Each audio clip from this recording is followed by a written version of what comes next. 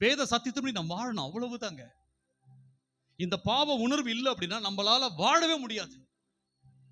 நம்ம எந்த காரியத்தை நம்மள தான் பார்க்கணுமே தவிர அடுத்தவங்கள பார்க்காதீங்க.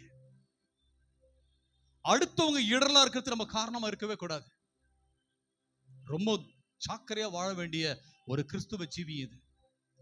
அந்த மூத்தவன் பாருங்க, கடைசி வரைக்கும் அப்பா வருந்தி கூப்பிட்டு பார்த்தார். வந்துடுறா, உள்ள வந்துடுப்பா, உள்ள வந்துடுப்பா. டேய், நீ உள்ள வந்துனா உன் சொத்தும் லாக்கர்ல தான் எழுதி வச்சிருக்கேன், எனக்கு எழுதின பத்திர பேப்பரும் லாக்கர் தானே இருக்குடே, என்னது ஒண்ணு சேர்த்து கொடுத்துறேன்டா, வாடான்னு சொன்னா கூட அவனுக்கு மனசு இல்லை. பாத்தீங்களா? நீ உள்ள கால் ஆட்டிட்டு ஒருத்தர் உட்காந்துருந்தான். எப்ப மனம் திரும்பிட்டு வந்தான் பாத்தீங்களா? நல்லா சிக்கனும் மட்டனும் சாப்பிட்டுக்கிட்டு உண்மையா மனம் திரும்பினவன் தான் சந்தோஷப்பட்டான். வீட்டுக்கு பார்த்தா அப்பா மட்டும்தான் திரும்பி வராரு. அப்பா சொன்னாரு, இதாடா சாவி வச்சுக்கோ, எந்த உண்டுதான், அண்ணன்தும் ஒண்ணுதான், உண்டு அழிச்ச பரவாயில்ல, நீ ஒன்ன